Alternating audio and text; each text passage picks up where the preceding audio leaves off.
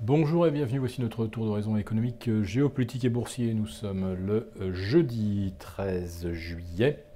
Pour comprendre comment tourne la planète finance, c'est sur la bourse au quotidien et nulle part ailleurs. Et l'épisode du jour s'intitulera « Il n'y a décidément rien de plus implacable que la mécanique des fluides ».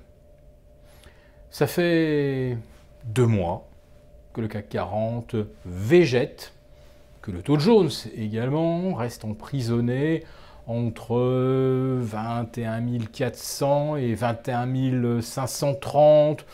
L'Eurostoxx est coincé entre 3 430, 3 525, 3 530. On n'en sortait pas. Et hier, d'un seul coup, voilà, les marchés se sont remis à progresser, les stops se sont déclenchés, façon réaction en chaîne à la hausse. Alors à Paris, 5190, puis 5200, puis 5220, puis aujourd'hui 5260. Il y avait longtemps qu'on n'avait pas gagné 120 points en 48 heures, surtout partant d'un prétexte d'une minceur que je vais vous décrire.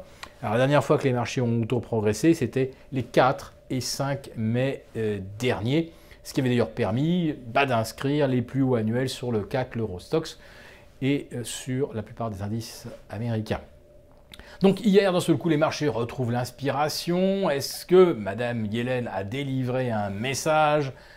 Eh bien non, c'est même un non-message, puisqu'elle reprend pratiquement mot pour mot tous les diagnostics déjà communiqués par la Fed au travers des minutes, des communiqués finaux de ces réunions de politique monétaire. Donc rien de changé sur le diagnostic économique, pratiquement rien sur la stratégie. Alors c'est justement ce pratiquement qui fait toute la différence, puisque la Yellen considérerait maintenant que ce qui importe, c'est pas forcément d'atteindre 2% d'inflation et 3% de croissance, c'est que les taux soient en cohérence avec justement ce qu'on constate, parce qu'on navigue complètement à vue en fait. Et si on a une inflation à 1,5, une croissance à 2, les taux à 1,75, ils sont pas mal.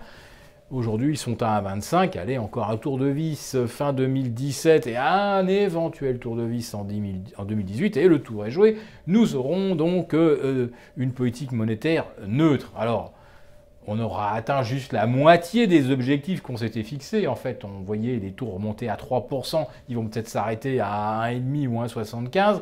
La croissance, elle devait atteindre 3. On est de moins en moins sûr qu'elle dépassera les 2 cette année. Et on est à peu près certain qu'elle baissera l'année prochaine.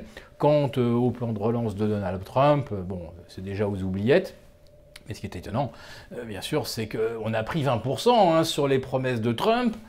Il n'y a rien, on ne verra rien, et puis les marchés, eux, ne relâchent rien.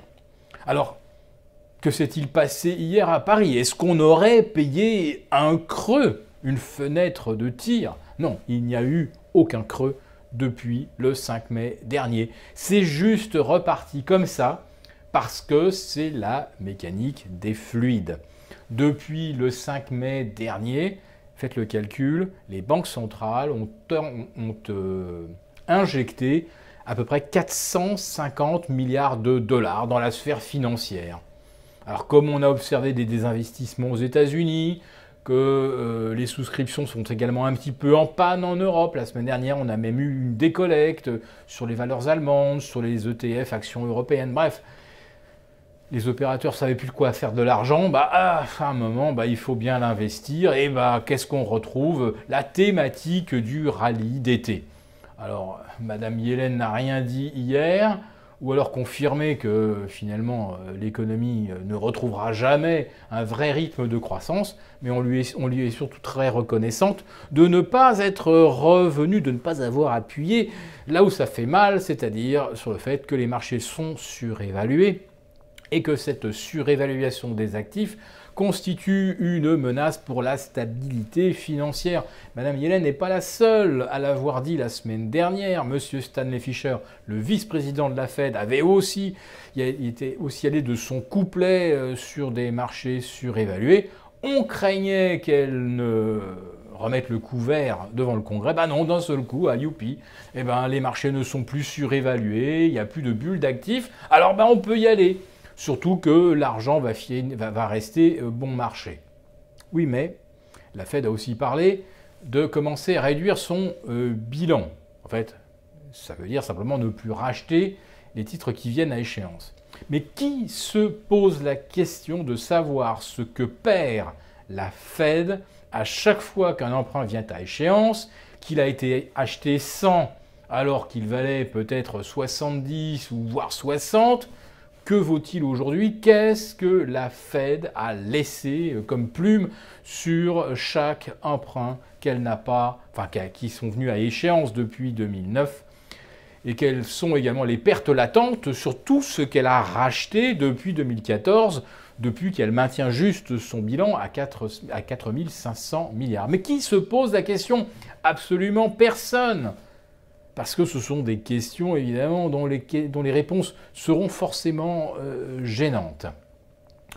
Cette semaine a été également marquée par un phénomène. Alors j'avais commencé lundi par attirer votre attention sur le trou d'air dont a été victime l'argent métal. Et puis très très vite derrière, ce sont les crypto-monnaies qui ont dégagé à la baisse. On a des pertes de 25-30% sur le Bitcoin, l'Ethereum. Alors, est-ce qu'il y a une opération coordonnée pour descendre ou tabasser ces crypto-devises? Est-ce que ce sont les banques centrales qui ont fait ça, qui ont organisé le coup? Parce que, réfléchissez un petit peu, vous pouvez être tenté éventuellement de continuer à spéculer sur cette hausse stratosphérique du Bitcoin, de l'Ethereum, puis d'un seul coup, boum, la porte se referme et les dégâts sont absolument violents. Donc, qu'est-ce qu'on se dit finalement? Ah, ben on n'est pas si mal sur les emprunts d'État. Ah, on est bien sur des actions qui distribuent des dividendes finalement.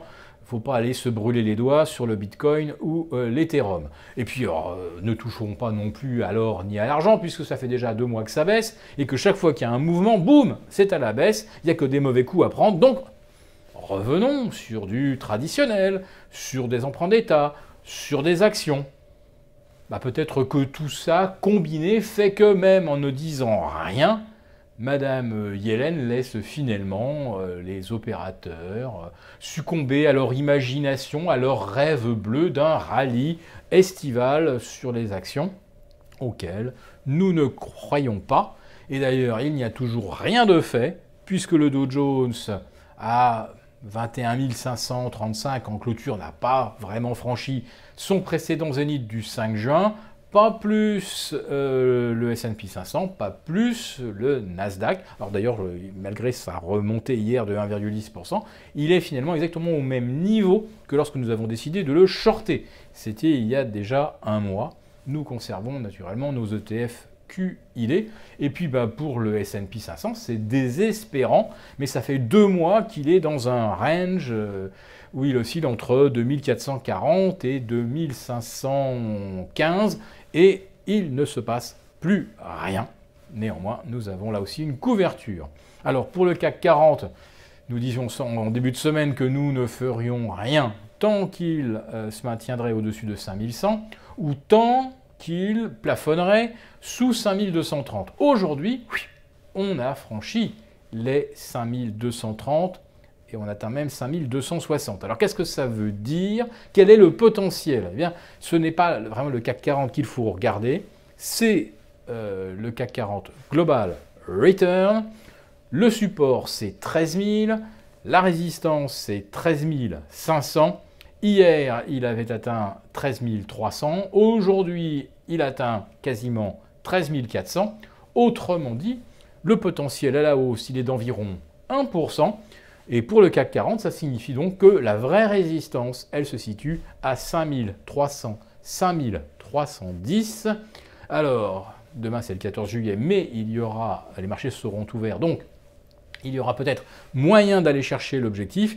Si on ne le franchit pas, eh bien, on aura un CAC 40 en grande situation de vulnérabilité.